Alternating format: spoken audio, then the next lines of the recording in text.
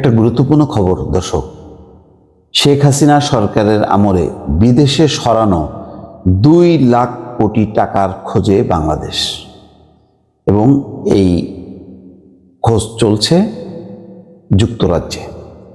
যুক্তরাজ্যে বাংলাদেশি এবং শেখ হাসিনার দোসরদের অনেকেরই সেখানে সম্পদ কেন্দ্রীভূত আছে, সেগুলি বাংলাদেশ থেকে পাচার করা।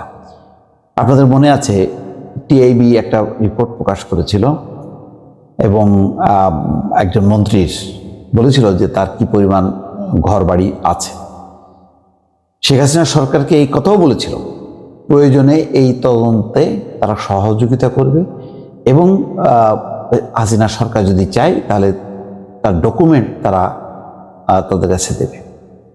এরপরে খেয়াল করেছেন কোনো শব্দ করেনি, কিন্তু সরকারের কেউ শব্দ করেনি, কিন্তু ওই ভূমিমন্ত্রী জাভেদ চট্টগ্রামে যে বলেছে যে এইটা সেখানকার তার বাপদাদার ওই ব্যবসা বাণিজ্যের ব্যাপার, ওইটা আলাদা, এই সম্পদের হিসাব সে বাংলাদেশে কেন দেখাবে।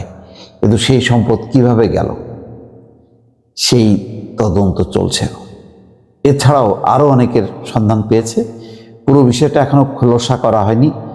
সবচেয়ে গুরুত্বপূর্ণ বিষয় হচ্ছে এই তদন্তের ব্যাপারে যুক্তরাজ্য সরকার বেশ আগ্রহ দেখাচ্ছে এবং তারা বলছে যে তারা যত রকমভাবে সাপোর্ট দেওয়া দরকার এই টাকা ফেরতের ব্যাপারে তারা সহযোগিতা করবে।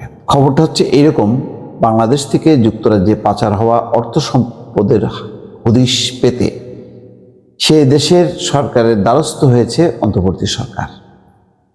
সাবেক প্রধানমন্ত্রী শেখ হাসিনা সরকারের সহযোগীদের সম্পদ যুক্তরাজ্যে পাচার করা হয়েছে কিনা তা তদন্ত করতে অন্তর্বর্তী সরকার এই উদ্যোগ নিয়েছে। শেখ হাসিনার স্বৈরাচারী সরকারের সদস্যদের উপর নতুন সরকার যে কঠোর ব্যবস্থা নিচ্ছে তার অংশ হিসেবে যুক্তরাজ্য সরকারের সহায়তা চেয়েছে বাংলাদেশ ব্যাংকের governor Ahsan H Mansur British গণমাধ্যম ফাইন্যান্সিয়াল টাইমসকে বলেছেন, নতুন প্রশাসন তদন্ত করছে যে শেখ হাসিনা সরকার বাংলাদেশের ব্যাংকিং ব্যবস্থা থেকে 13 বিলিয়ন বা 1300 কোটি পাউন্ডের সমপরিমাণ 2 লাখ কোটি টাকা বিদেশে সরানো হয়েছে কিনা। যুক্তরাজ্য সহ বেশ কয়েকটি দেশে বাংলাদেশের সাবেক সরকারের সহযোগীরা সম্পদ গড়েছেন বলে কর্তৃপক্ষের ধারণা। যুক্তরাজ্য ছাড়াও সিঙ্গাপুর, যুক্তরাষ্ট্র ও সংযুক্ত আরব আমিরাতে সম্পদ গড়ে তোলা হয়েছে বলে মনে করা হচ্ছে। আহসান এইচ মনসুর বলছেন, এই ক্ষেত্রে যুক্তরাজ্য সরকার বেশ সহায়তা করছে।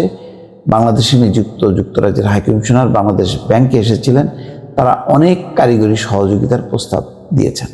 বিশেষ করে শেখ হাসিনা সরকারের সাবেক ভূমিমন্ত্রীর কেনা 150 মিলিয়ন বা 15 কোটি পাউন্ডের সম্পত্তির আর্থিক উৎস সম্পর্কে বাংলাদেশ জানতে চেয়েছে বলে ফাইন্যান্সিয়াল টাইমসকে জানিয়েছেন আহসান এইচ মনসুর।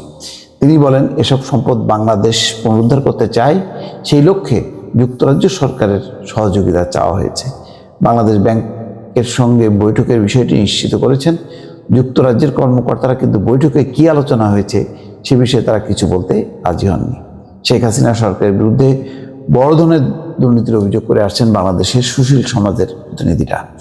বাংলাদেশ থেকে বিদেশে অর্থ নেওয়ার ক্ষেত্রে অনেক বিধিনিষেধ আছে। প্রতি বছর বাংলাদেশের নাগরিকরা বৈধভাবে মাত্র কয়েক হাজার ডলার বিদেশে নিতে পারেন। আহসান এইচ মনসুর বলছেন, এই বিপুল পরিমাণ অর্থ প্রধানমন্ত্রীর অজ্ঞাতসারে দেশ থেকে নিয়ে যাওয়া সম্ভব ছিল না। তবে তিনি এও বলেন, তদন্ত এখনও প্রাথমিক পর্যায়ে। গত 5ই আগস্ট ছাত্র জনতার অভ্যুত্থানের মুখে শেখ হাসিনা দেশ ছেড়ে পালিয়ে যান।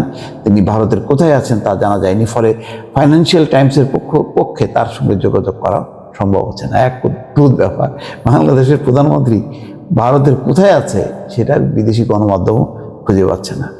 এই হচ্ছে পরিস্থিতি। তবে সুখবর, যদি এই 2 লাখ কোটি টাকা দেশে ফেরানো যায়, এটা বড় একটা অর্থ যেটা দেশ থেকে পাচার হয়েছে। এটা এই মুহূর্তে সংকটের সময় এই টাকাগুলো আসলে বিদেশিরা যে পরিমাণ উৎসাহ দেখাচ্ছে, বিদেশিদের কাছ থেকে সেই সহায়তার দরকার হবে না। কেননা বেশি পরিমাণ সহায়তা নেওয়াটাও একটা বিপদ, এটাও একটা বোঝা। তো সুতরাং দেশের টাকা যদি দেশে ফিরে আসে, এটা হবে সবচেয়ে একটা ভালো পথ বা রাস্তা। দর্শক, ভালো থাকবেন। আল্লাহ হাফেজ।